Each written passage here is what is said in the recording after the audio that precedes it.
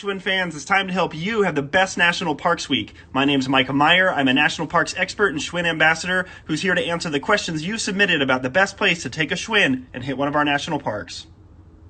And don't worry if you didn't get to submit your location, because I've made a custom map for each and every one of you that shows your location's closest National Park Service site. It's a map that you can swipe up to see, where you can zoom in and see the closest NPS site to wherever you live so you can get out on a bike and enjoy it.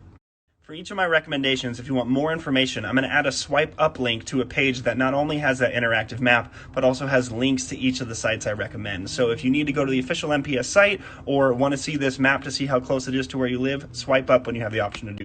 If you live in Schwinn's headquarters state of Wisconsin, I recommend you get to either Apostle Islands National Lakeshore or Pitcher Rocks National Lakeshore. These aren't just parks that have water features, they have roads that run along Lake Superior that are beautiful places to bike.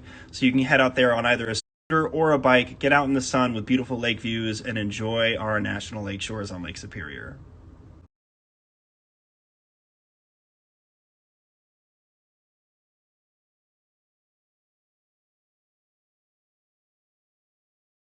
For y'all in the American Southeast, you are so lucky because one of my favorite national seashores is there, Cumberland Island National Seashore. It looks like Jurassic Park. It's an island just off the coast of southeastern Georgia, and to get there you have to take a boat, but you can take your bike or scooter with you, and it's an amazing island that has wild horses that roam it, but they're totally tame and safe, and you can spend time on the beach or biking the various roads between some historic sites and abandoned ruins on the island. It's an amazing place, and there's also random armadillos all around. So enjoy yourself on Cumberland Island National Seashore if you're in the American Southeast.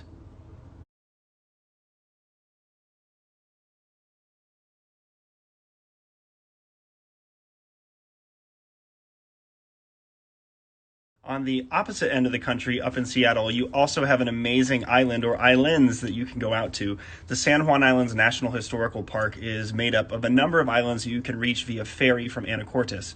I totally recommend getting a bike or scooter out there. Have wonderful roads that barely have any cars on them because of them being islands, and beautiful scenery and orca watching. Who could ask for anything more?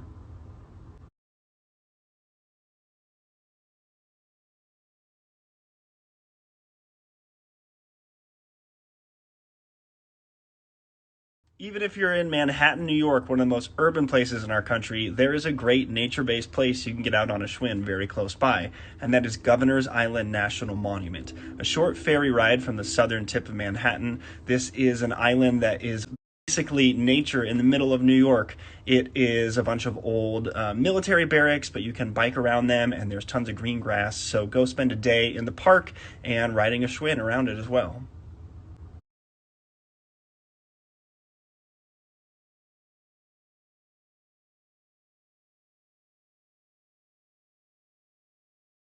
In America's second largest city, you are also very lucky, Los Angeles. You are right by the Santa Monica Mountains National Recreation Area, which, if you're into mountain biking, this is an amazing place with views of Los Angeles that makes you feel like you're in the middle of the wilderness. So it's super accessible unless traffic is horrible, but even then, it's not that far from the major population center. So Santa Monica Mountains National Recreation Area, I highly recommend it. There are some wild big cats in the area, so make sure you can bike fast if you're planning on going on those trails.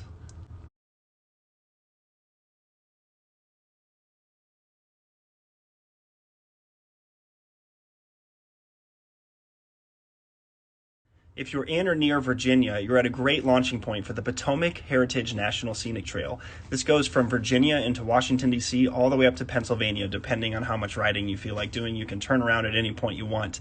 One of my favorite parts of this trail is Gravelly Park near DCA Airport, where you can actually stand with your bike underneath the planes as they land into National Airport.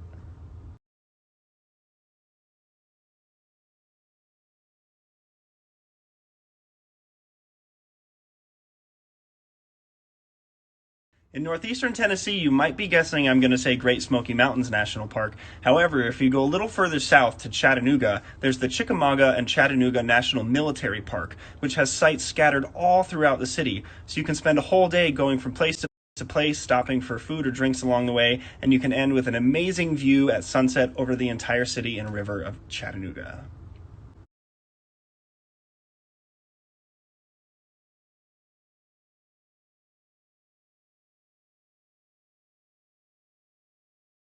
And last but not least is my current home state of Minnesota, where we have a number of amazing options, one of which is the Mississippi National River and Recreation Area, which actually runs through our largest metropolitan area of the Twin Cities.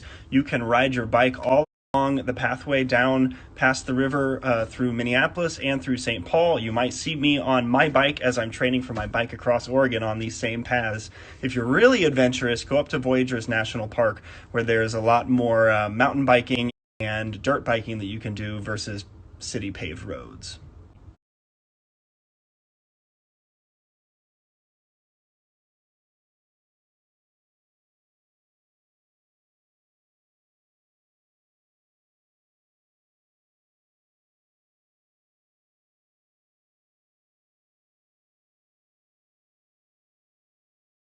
And that's it for my recommendations from some of your questions. If you want more information, don't forget to swipe up on this page to be taken to that website that'll show you a map of the nearest National Park Service site to you, no matter where you live.